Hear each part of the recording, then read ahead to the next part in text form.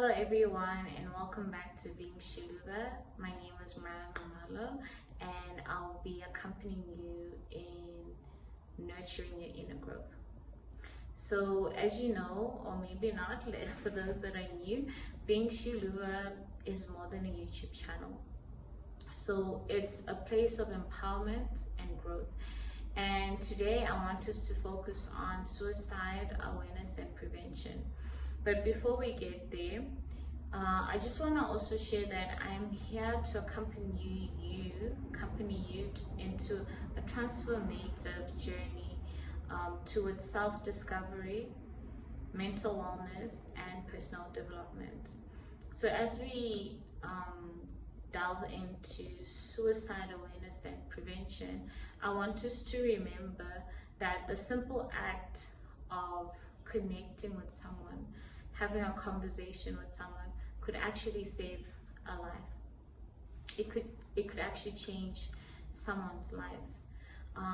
So let's work together towards helping each and every one to understand that they're not alone and that we have each other and there is hope. So what I want us to focus on within suicide prevention and awareness is to understand what suicide is, right? Suicide basically is when a person has a behavior, a thought, or an action towards wanting to end one's own life. And it's a wide range of things that could make this person want to end their life. But this is between emotions and behaviors, and it varies between intensity. So sometimes the intensity might be very high or it might be very low, but that doesn't mean that that person is not feeling or is not behaving or is not acting with the behavior of someone who has suicide intentions.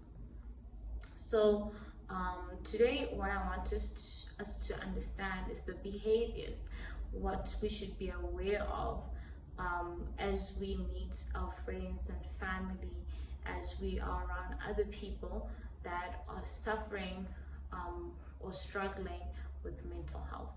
So what we can do, or what we can notice and be aware of, is basically 7 things that I will mention just now. So the first thing is basically suicidal ideation.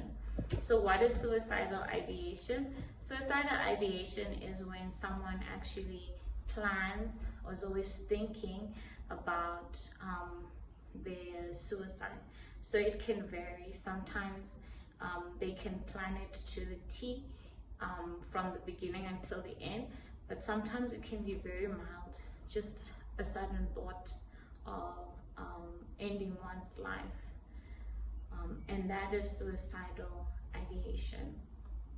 The next one is self-harm, and this is when a person basically hurts themselves either by burning or cutting their arm or a part of their body in order to cope, right? It's a coping mechanism so that they can feel the pain that they feel emotionally, physically, because they're in such an emotional distress that they then physically want to feel the pain. So the next one is suicide attempts, right? Suicide attempts vary as well, but it's basically when someone attempts suicide once or twice, either to hurt themselves physically or not.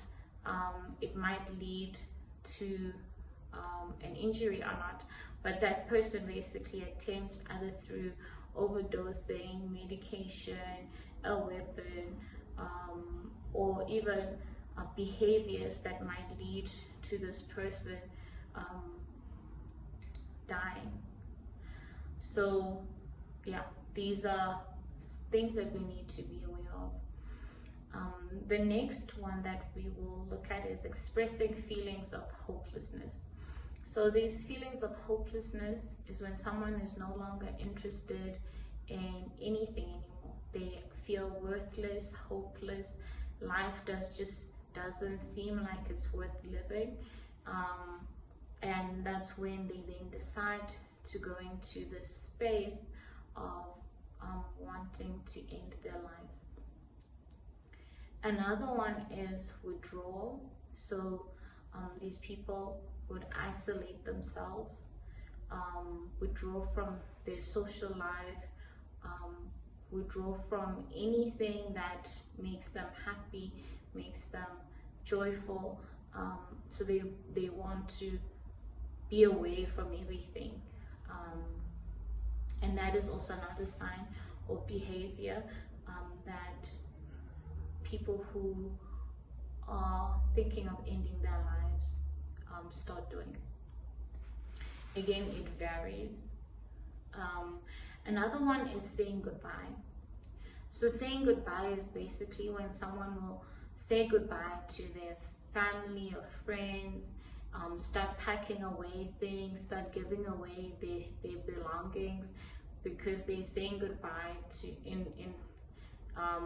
saying goodbye to their family, or writing their will down, or things that, and making sure that everything when they're gone, people are taken care of, and that they have said their goodbyes to everyone. And this is another way where we can also notice and become aware of someone who wants to commit suicide. The last one is access to means. Access to means is basically where this makes it so much easier for someone to commit suicide.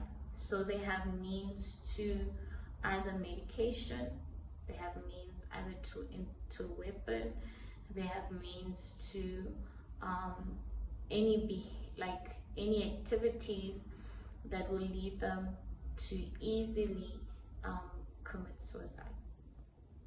That be by themselves or with anyone else.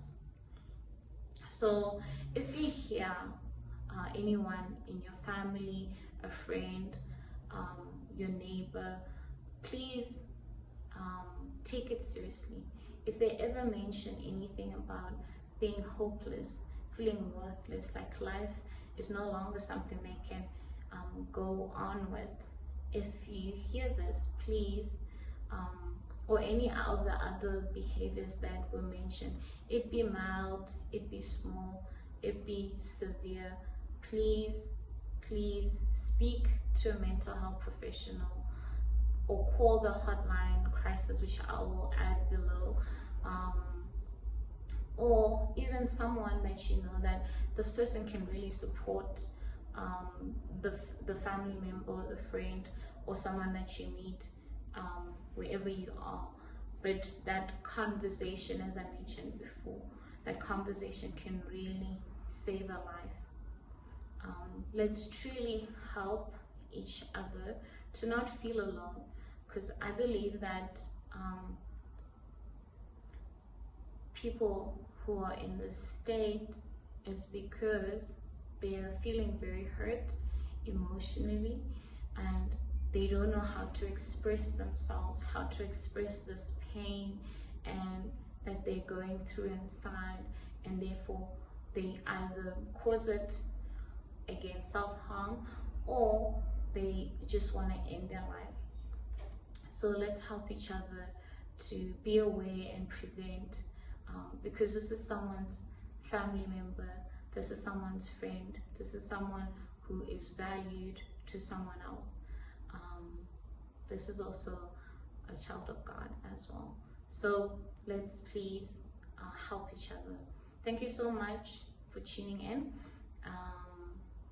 Again, this has been Shiluba, nurturing your inner growth, and I will see you in the next session. Bye.